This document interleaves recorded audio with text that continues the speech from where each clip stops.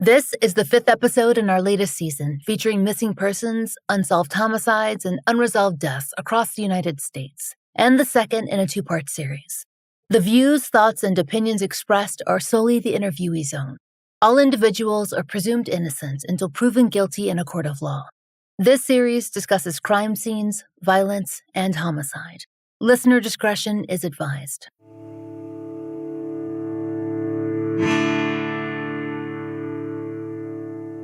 This is The Fall Line.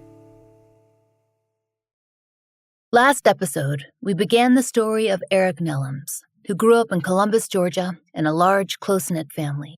He and his sister Kathy were only a few years apart, and she says that they weren't just siblings. They were also best friends.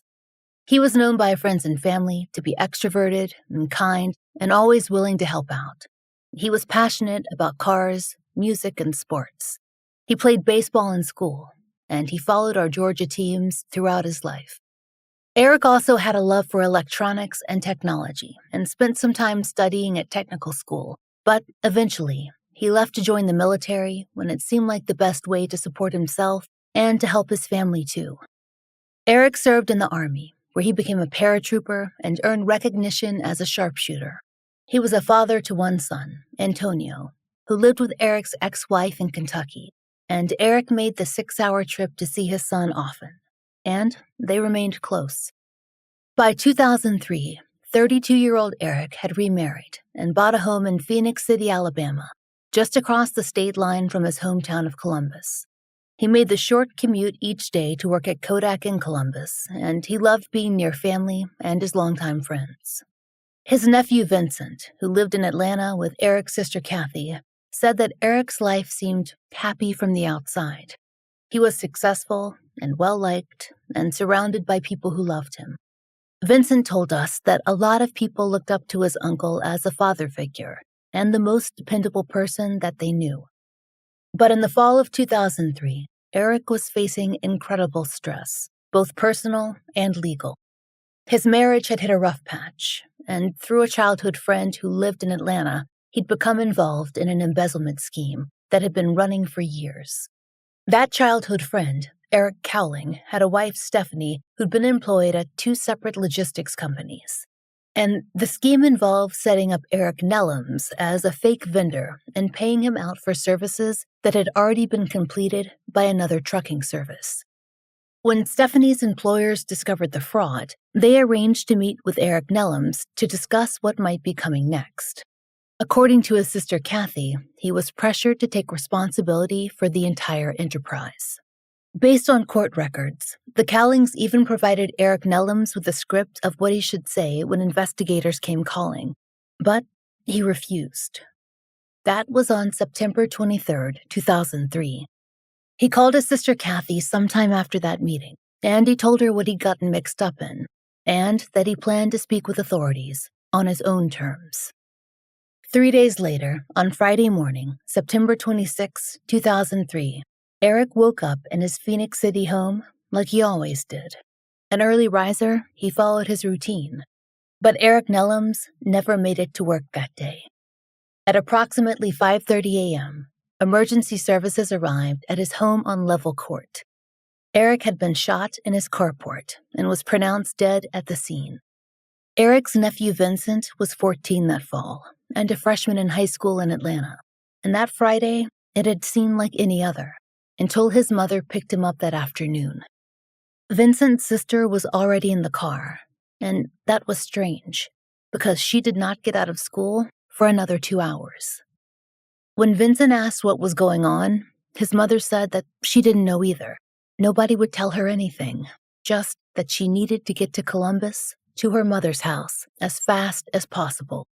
Vincent told us that when they arrived and saw the family's cars assembled, all of the cars except for Eric's, he had a terrible feeling. We don't have the police records in Eric's case, but the basic facts are well known by his family, and a few investigative details have been shared with the local media over the years. Just before 5:30 a.m., Eric had stepped outside his home on Level Court in the Carpenter's Way subdivision. His truck would have been parked in the carport. That was his usual habit, and he would have been on his way to the vehicle to begin his drive to work. Multiple gunshots then rang out, and Eric collapsed in his driveway. According to his family, his wife and stepchildren were all still inside his home, and it was his wife who called 911. Per the Citizen of East Alabama newspaper, it seems clear that more than one person had approached Eric that morning. A 2024 article noted that, quote, there were multiple suspects on site and one female witness. The witness was able to provide police the perpetrator's body type, clothing, and general look, but was unable to recall any defining facial features. The witness saw the perpetrators running to their car. Now, when we first read that, we assumed the two individuals fled the scene. But what's strange, at least from the family's perspective, is that when Eric's mother Annie arrived at his home, she says that she saw two men she described as, quote, in handcuffs at the scene. In their interview with our colleague Haley Gray, the family said that, to their knowledge, that detail has not ever been included in any police report. Annie assumed that these men, they were the shooters, but says that she never got any more information regarding why these men were allegedly detained. Annie recalled something else that she marked as strange. As the family arrived, she said that she spotted individuals that she knew to be from Atlanta at the scene as well. And she could not understand why they would be in Phenix City or arriving at the same time as Eric's Columbus area relatives. Annie said that when she rushed to Eric's home, he was still lying in his driveway, with police swarming the scene. So she still can't understand why people who lived more than an hour and a half away would be there. But her best guess? They must have already been in town. We don't have more information to offer on these individuals' identities, at least not publicly. But the family did speak to law enforcement about their presence. As Vincent told Haley, looking back now, it doesn't seem like a coincidence. According to court records, the September 23rd meeting about the embezzlement case had taken place in Atlanta and not in Phenix City or Columbus. So that could not have been a reason for anyone to be in the area. According to the Citizen newspaper, a current Phenix City Police Department captain commented on the 2003 investigation, noting that, quote, white-collar crime had been looked at as a motive, and that there was, and is, a, quote, reasonable suspicion of murder for hire in Eric's case. There's also mention in the same article of the evidence collected at the scene, a bullet or bullet, which may mean bullet casings, and latent prints. That and the witness statement seemed to make up the bulk of what law enforcement had to go off of in the early days of the investigation. Because Eric Nelams' sister Kathy, and now his mother Annie, knew that he'd been embroiled in the embezzlement scheme, they wanted to speak with police immediately. Vincent told us, though, that it took several days for his grandmother to reach them. She wanted to discuss the people from Atlanta who the family had recognized at the scene.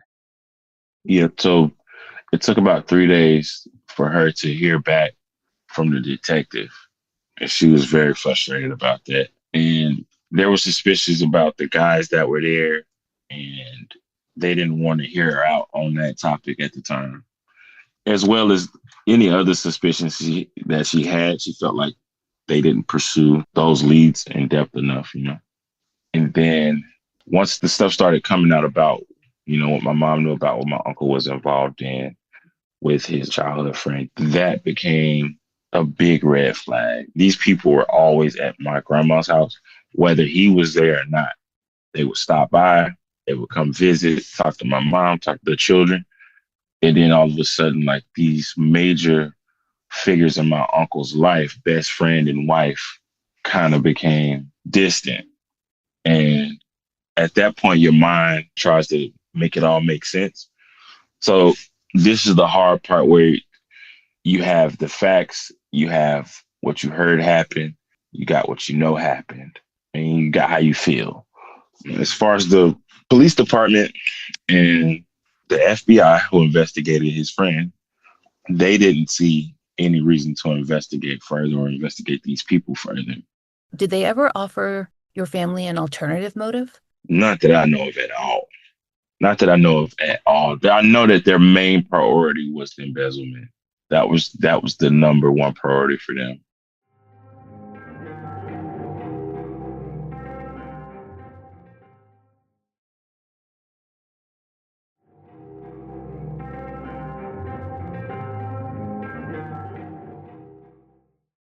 Vincent mentioned the embezzlement case being a priority, and while we can't say what investigators were thinking at the time, we can say that those charges were pursued, and that ultimately, Stephanie and Eric Cowling were prosecuted in federal court.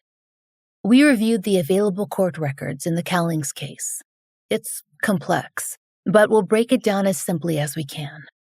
We'll start with the details of the scheme and their origin, as we understand them, how Eric Nelams came to be involved, and when the theft was uncovered. In July of 2000, Stephanie Cowling landed a position as line haul manager at Excel Direct Incorporated in Atlanta. Her job was to manage relationships with third-party carriers and approve invoices when carriers completed their work. It was a position that required trust, and by April 2001, she had figured out how to exploit it. Per federal court filings, that month, Stephanie created a fictitious vendor in Excel's system, Eric Nelams, spelled E-R-I-E. At that same time, Eric Nelams opened a P.O. box in Phenix City, Alabama, and a bank account in Columbus, Georgia. For the next 12 months, Stephanie submitted 54 fraudulent invoices totaling nearly $194,000, all claiming that Eric Nelams had provided transportation services that never happened. That method was straightforward. Stephanie would copy legitimate invoices from real vendors, create bills for canceled shipments, or alter shipping destinations to inflate charges. Excel's accounts payable department in California cut checks and mailed them to that Phenix City P.O. box. Eric deposited them in his Columbus account. Stephanie's supervisor at Excel later testified that Stephanie manipulated the computer system in ways that she couldn't figure out. She never determined how Stephanie had managed to input Nelams as a vendor in the first place. Excel fired Stephanie in May 2002 for performance issues, with, to our knowledge, no idea about the fraud. They would not discover it for some time. 1 month later, Stephanie was hired at DHL in Atlanta, and it was a nearly identical position with the same sort of authority. By November 2002, it seemed she was running the same scam all over again. Court documents show that on November 8th, she added Eric Nelams as a vendor in DHL's system, using a different P.O. box but the same Columbus bank account. For roughly 9 months, from December 2002 through September 2003, Stephanie submitted more fraudulent invoices, totaling more than $259,000. At DHL, she exploited what's called a, quote, manual cost manifest process. Now, as we understand it, this is a legitimate procedure that allows payment of invoices not yet put into an automated system. And the scheme allowed for what amounts to double billing. A legitimate Atlanta vendor called Cargo Express, they do the real work for DHL and submit invoices, and DHL paid. Then, Stephanie copied those same invoices, the bill numbers, the dates, the weights, the destinations, and created duplicate fake invoices with Eric Nelams as the vendor. So, that meant that DHL paid twice. Once to Cargo Express for legitimate work, and once to Eric Nelams for work that had already been done. Based on court records, the checks arrived regularly throughout 2003, and the final one, for $26,100 and dated September 11th, 2003, was deposited on September 16th. To conceal the fraud, Stephanie removed original invoices from her office. When investigators later searched her workplace, no original invoices were found. Testimony at sentencing hearings revealed that detection only came when DHL's Director of Domestic Operations conducted a routine audit in September of 2003 and discovered duplicate entries and charges to an unknown vendor named Eric Nelams. When questioned about this Eric Nelams, Stephanie said that she would get the documentation. She didn't. September 21st, 2003, that was her last day at work because she left and she never returned. This timeline is important because on September 11th, Eric deposited that final DHL check into his Columbus bank account. It cleared on September 16th. On September 21st, Stephanie stopped showing up after being questioned about the vendor, and then came September 23rd. Per court documents, Eric withdrew $15,000 in cash from his account that day. Then he went and met with Stephanie and her husband, Eric T. Cowling, in the Atlanta area.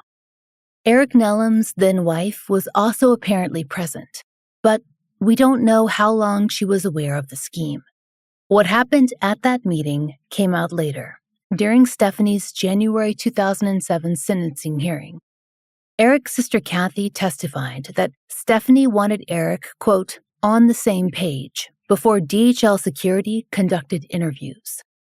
Stephanie gave him two documents, a freight bill for $2,900 in Eric's name, signed by Stephanie, and a handwritten, quote, cheat sheet containing DHL employee names, job descriptions, and information a vendor would know.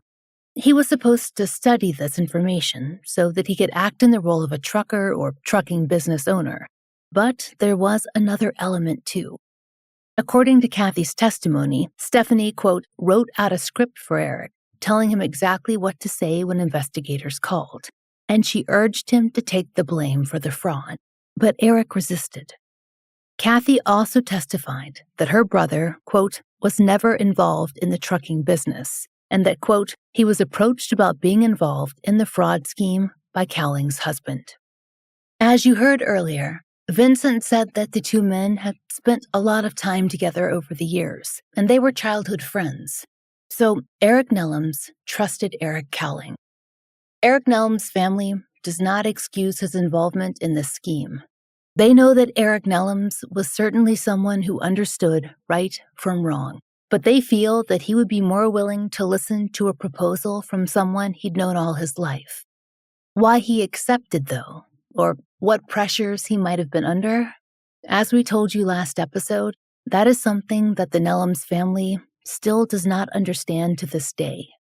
So Eric Nelams met with the Cowlings on the 23rd, and just 3 days later, on September 26, 2003, he was found shot outside his home in Phenix City.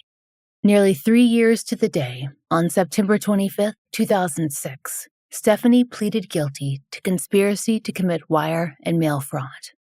Her husband was convicted of the same charge.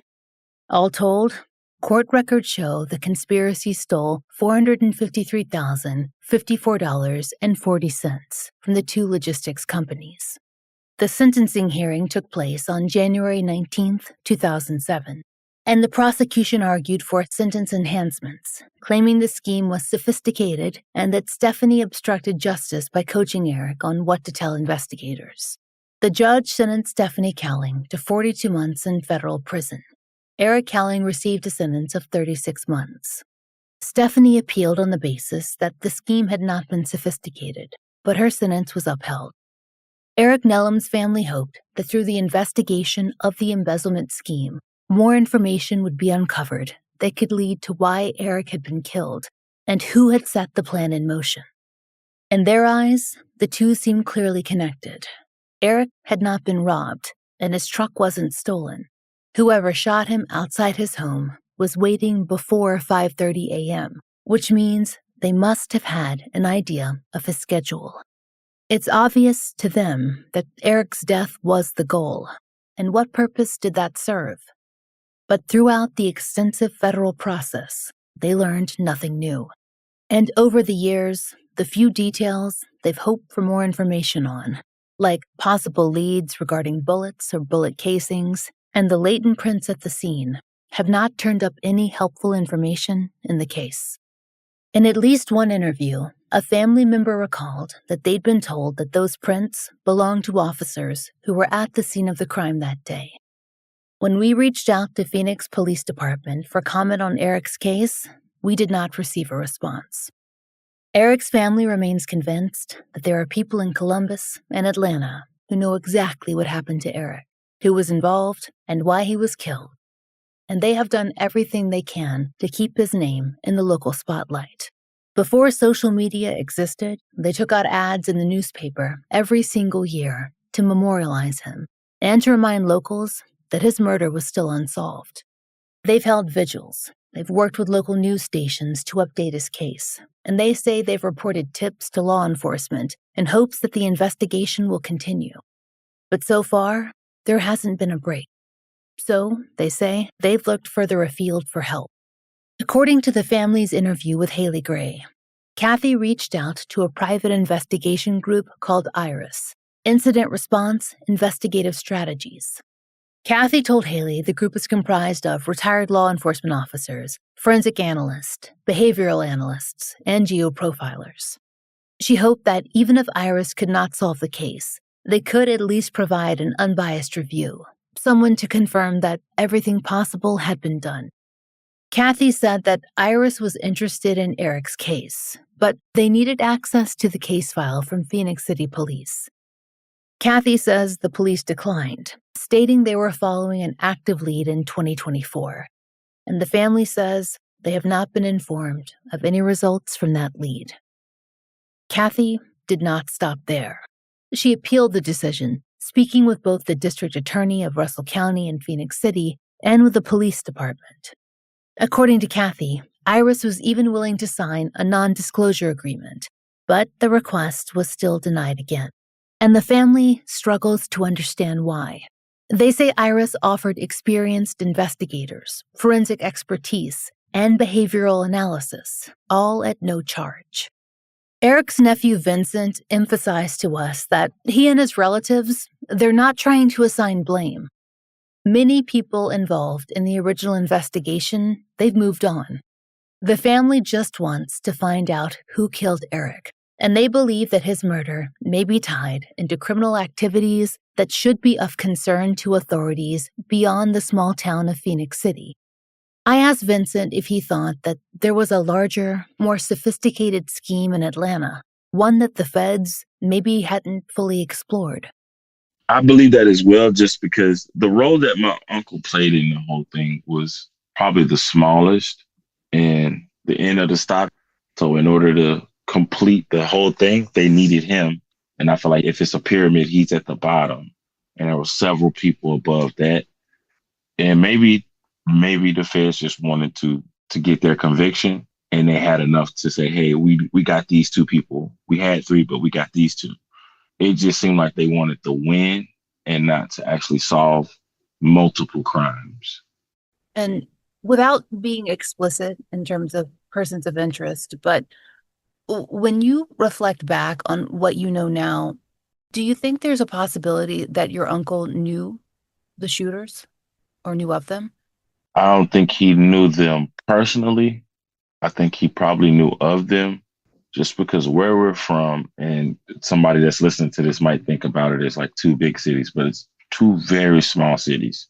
Very, very small cities. Take 20 minutes to get across Columbus. It might take 12 minutes to get across Phenix City. So you know a lot of people. There's a big Venn diagram of relatives and friends, family members. You talk to three people, somebody's going to know a family member you have. So in a place like that, either you know the person, you know of the person, and other people know what happened. I wholeheartedly believe that people know what happened to my uncle, and they're just not saying it. Whether it's to protect somebody or whether it's to not be in trouble or in harm's way themselves. We asked Vincent what currently frustrates him most about the progression of his uncle's case. It's the lack of cooperation for the local police department for me. Then and now, I know that my mom had trouble getting autopsy records. I know that we have other advocacy groups trying to request records and have been denied by that police department, even though it's ran by a different regime, police chief, etc. The original police chief at the time, I believe, has passed, and the one after that has moved on to another job. The police chief now, they've been more helpful than in the past, but at the same time, the biggest thing that stick out is just lack of cooperation. And there's people that do this for a living as far as investigating, and they're passionate about it, even though they're not receiving a paycheck. I think you should be willing to give those people whatever they need to solve the murder. And the lack of cooperation is the biggest hang up I have with the local police department. And all we want is for them to cooperate with us and the people that we've been able to get on our team to just help solve the murder. You know, it felt like they're just refusing to reopen the investigation fully. And even when they're presented with new information, they're not pursuing those leads as thorough as we feel like they should.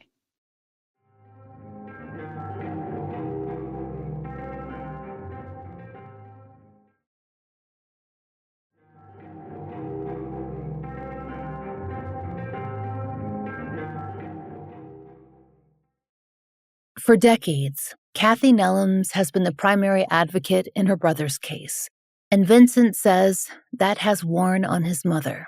Like so many other family members we've spoken with over the years, it's become a second job to advocate and to become, as Darlene Gomez said in our last series, their own investigators. But it's something that she has willingly done to keep Eric's case in the spotlight and to keep up a dialogue with law enforcement in Alabama. With help from advocates like Haley and podcasts and journalists and nonprofits like Season of Justice, Eric's face and story have appeared in news broadcasts and across digital media, Instagram, TikTok, and most recently, a series of billboards along I-85, the interstate that runs between Columbus and Atlanta. This was big enough that our local Atlanta stations covered Eric's case too. It's the first time in our memory that his story made it into the Atlanta news. But Vincent told us that arguments over files and denied FOIA and the frustration that comes when help is offered and then turned away, no one should have to take that on for decades. He and his sister, they've long participated in advocacy for their uncle. But recently, he's decided to take on an even more active role. It just became overwhelming for her at some point. And mentally, physically, it's a lot to relive what happened 22 years ago every day and have to see, his face and have to relive everything. And we had that conversation and she told me that she needed my help. And of course, I told her whatever she needed from me, I would be more than willing to help. And it started with a podcast. I do not remember the specific podcast.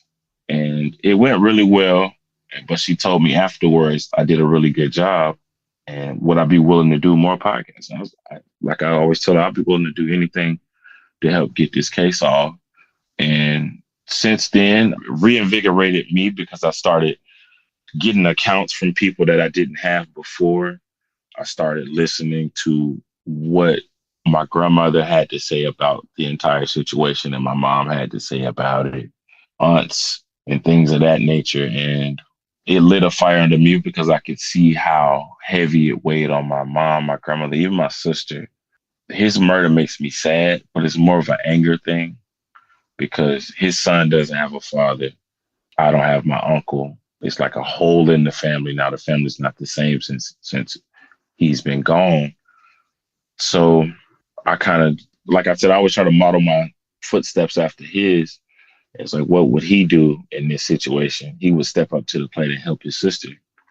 I told my mom that I would be willing to take on some of this stuff by myself. And, I kind of hosted the visual for yesterday. And it feels good for me to be able to step in some type of a leadership role for my family, be a shoulder they can lean on and know it's going to be okay. The mission is still going to get accomplished, even though you might be weary right now. I got you. So basically trying to solve his murder with the same consistency that he had in life. The vigil that Vincent mentioned, that was held on September 27th, 2025. Family, friends, and community members gathered at the Columbus River Walk for a vigil honoring Eric's life. They met near the 14th Street Bridge, across from the Hotel Indigo in Columbus, Georgia. Attendees wore blue and orange, standing together to remember Eric and to support the family's continued fight for justice and for answers. Orange is usually meant to represent victims of gun violence, and blue, crime victims' awareness. Now that Vincent has taken the lead, he is determined to keep doing so. He believes that the more media he does, the more attention he can attract to his uncle, the higher likelihood that the right person will see that coverage.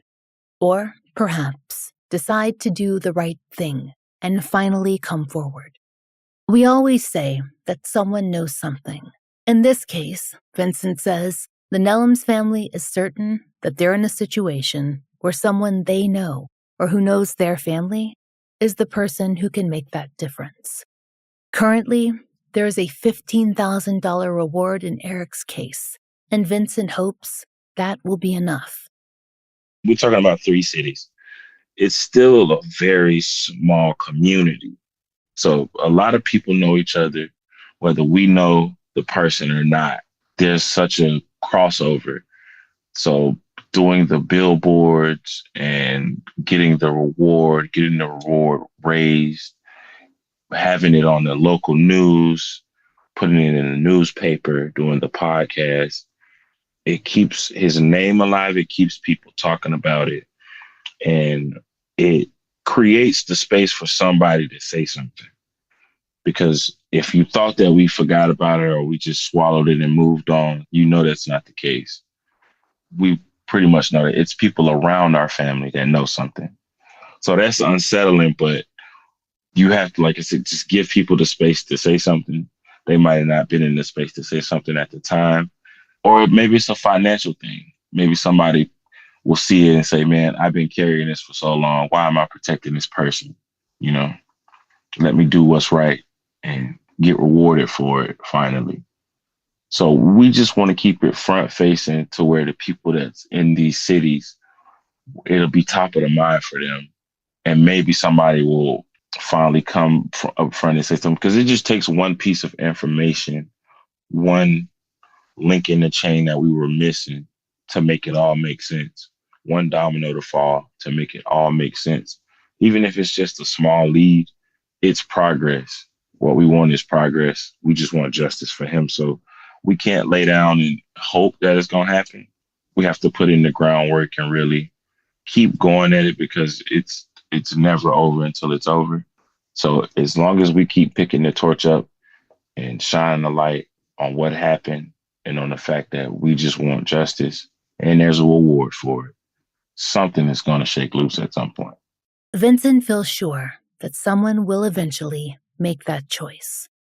I think that it's just the right thing to do, because he didn't deserve it. He wasn't a street guy.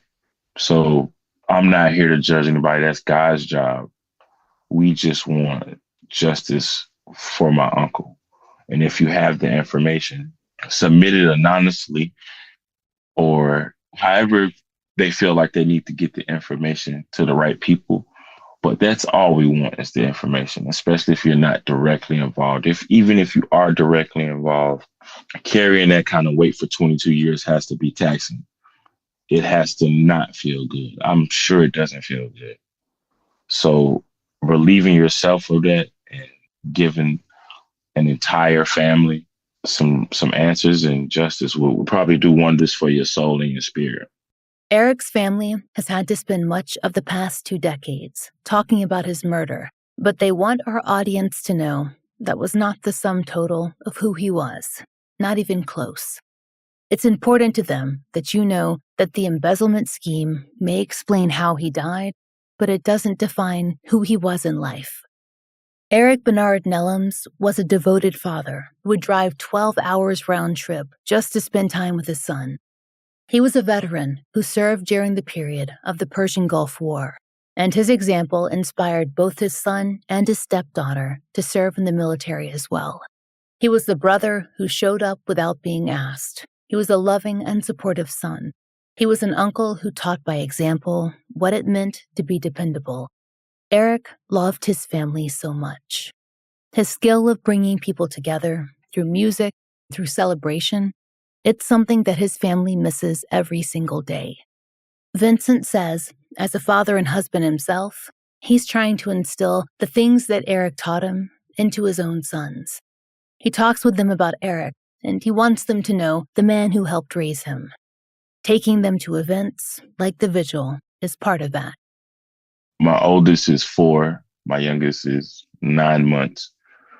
So my 4-year-old, yesterday, he knows who my uncle is. We've talked about him before. I told him how great of a man he was, and he was like my dad. And I think yesterday he kind of understood a little better, seeing the family there, talking about him.